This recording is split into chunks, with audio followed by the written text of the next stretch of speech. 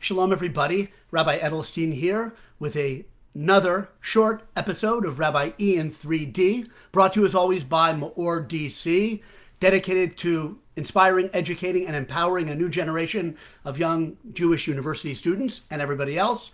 I'm Rabbi Edelstein again, Rabbi E, director of MEOR DC. And I'm going to keep this short. It's a holiday weekend. People are on their way, going different places, and I certainly don't want to go too long. I have my clock here to keep me honest. Would that I would look at it and make sure to keep it brief. But there's really just a beautiful insight in this week's Torah portion that deals with leadership and ourselves, both. You might say, well, I'm not a leader. We're all potential leaders, but the insight I want to share with you, which is truly surprising, uplifting, and beautiful, applies to every one of us, whether we're a present leader or not a leader per se. The Torah portion is called Pinchas. It's at the very end of the Jewish people's journey in the Bamidbar in the desert before going into the land of Israel. This whole part of the Torah, the end of Bamidbar Numbers, and then the fifth book of the Torah, it's transition. We're transitioning. And in fact, I'm going to talk about an episode involved in that transition. So, Moshe is nearing the end of his journey in this world. And as is appropriate, I guess, for a great leader, a great spiritual leader, I want to add, because there are different kinds of leaders for sure, and we'll come back to that in a second. And in keeping with Moshe's own trait of humility and literally putting himself completely 100% at the service of others, of the Jewish people, it is not surprising that he addresses Hashem and he says, what's on his mind now? As he knows he's about to leave the world in the not too distant future. He's not thinking of legacy, not thinking of where he's going to be in the history books. Maybe in the Torah books for sure, but that's a spiritual grandeur that he certainly wanted, but not fame and fortune. What is he thinking about? He's thinking about who's going to take over the helm of leadership after he leaves this world. And he says, Moshe spoke to Hashem saying, may Hashem, God of the spirits of all flesh, appoint a person over the assembly who'll lead them, who'll go in and out with them, and let the assembly of Hashem not be like sheep that have no shepherd. Moshe comes forth and says, please Hashem, appoint a leader for them. Wonderful. That shows, like we said, his own selflessness in and of itself. But a very strange designation he gives to God as he addresses him. And Moshe had a pretty close, intimate relationship with God and addressed him in many ways, many times throughout the Torah. But this is a unique phrase. May Hashem, God of the spirits of all flesh, appoint a leader over the assembly. Why does he just say, may God, the Holy One, blessed be he, may God, the creator of heaven and earth, may God, who has taken me my whole life and done such good for me, ... Why over here specifically, God of the spirits of all flesh? In Hebrew, I'll just read it, beautiful, Elokei, ruchos lechol basar. Ruach means spirit, or it's one of the words for soul.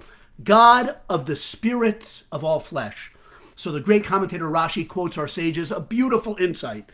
Moshe said to Hashem, Master of the world, it's known before you that every person is different than everybody else in their mind, in their thought, in their personality. He uses the word das in Hebrew. That encompasses all of those ideas. Appoint over them a leader that will be able to deal with each and every one of them according to their unique individuality. Now, that's an incredible insight about leadership. I think if you ask someone, what does it take to be a leader? Yeah, of course, strength, of course, vision, of course, tenacity, endurance, many, many other things. And the Torah itself in many places talks about those other traits. But here, what does Moshe point out to Hashem that he sees as an ideal leader? One who, like Hashem, can have an appreciation of the uniqueness of the people in their following, in their flock, in their company. I'm not sure, I said company, I'm not sure this is the number one characteristic for a successful CEO, but for a spiritual leader of the Jewish people, for any one of us who wants to impact others in a meaningful way.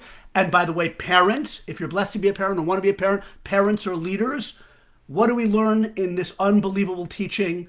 That a hallmark, perhaps the most important aspect on Moshe's mind, as he, so to speak, lays out before Hashem what he would look for in his future replacement, is someone who can deal with, appreciate, I'll add the word elevate, but that's implicit, different kinds of people, because every one of us is so different. And I have to say, and that's really what I wanted to share with you today, but the teaching for all of us, not as leaders, is how much the Torah and Jewish sources appreciate and celebrate our own individuality. We are all unique. Our neshamas are unique, and physically the representation of that would be our fingerprints and many other things, our DNA. We are unique, and that is precious. We only become great insofar as we develop that uniqueness. First, appreciate it, recognize it, appreciate it, nurture it, develop it, and bring it to the world. And in this context, I have to finish. I was trying to get a hold of one of the authors, but two admittedly dear friends, but brilliant educators in the Jewish people, Rabbi Yosef, Lynn, Rabbi Cohen, both of them associated in some ways with MEOR, either in the past or the present, came out with a beautiful book called Nurture Their Nature. And they wrote it primarily for parents and teachers, but it is magnificent for any person to read. It is a discussion of and a celebration of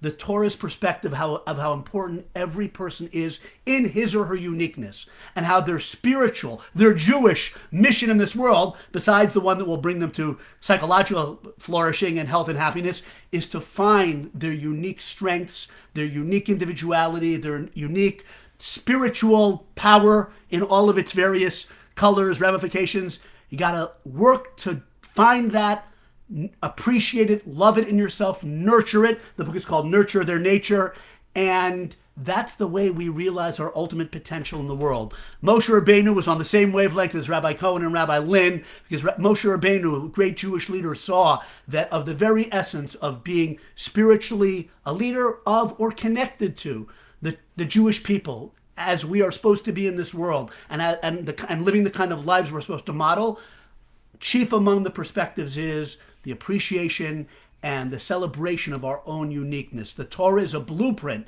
for bringing out that uniqueness in each and every one of us. And they say in the book, and it's a point I mention all the time, the fact that there are uniform mitzvot, laws that we all are supposed to do, that's merely a framework. That is the frame around which you paint your own beautiful individual picture with your own spiritual expression in every aspect of your life, including how you carry out those mitzvot, right? Just because we all stop, I hope, at red lights and obey the speed limit, that doesn't make us, monochromatic, sheepish. We're not individuals because we follow the traffic laws. No. The mitzvot are a beautiful framework and a guide within which we are supposed to nurture our own individual, unique, beautiful nature. Moshe Rabbeinu, as a leader, appreciated that. Every one of us has to appreciate that as well. I love this book, Nurture Their Nature. I'll be talking about it a lot, I'm sure, in future weeks and using it with my own students. Buy it, Nurture Their Nature, Rabbi Yosef Lynn, Rabbi Cohen, and most of all, take to heart its message and Moshe's message, the Torah's message, that each one of us is utterly unique, special. God knows that. We should know that, and we should let the world know that in the right, proper, beautiful, uplifting, and noble way. And I went longer than 3 minutes, but hey, that's my uniqueness to go over my time limit. Have a wonderful Shabbos, wonderful 4th of July weekend, and please be safe and stay cool and dry wherever you are.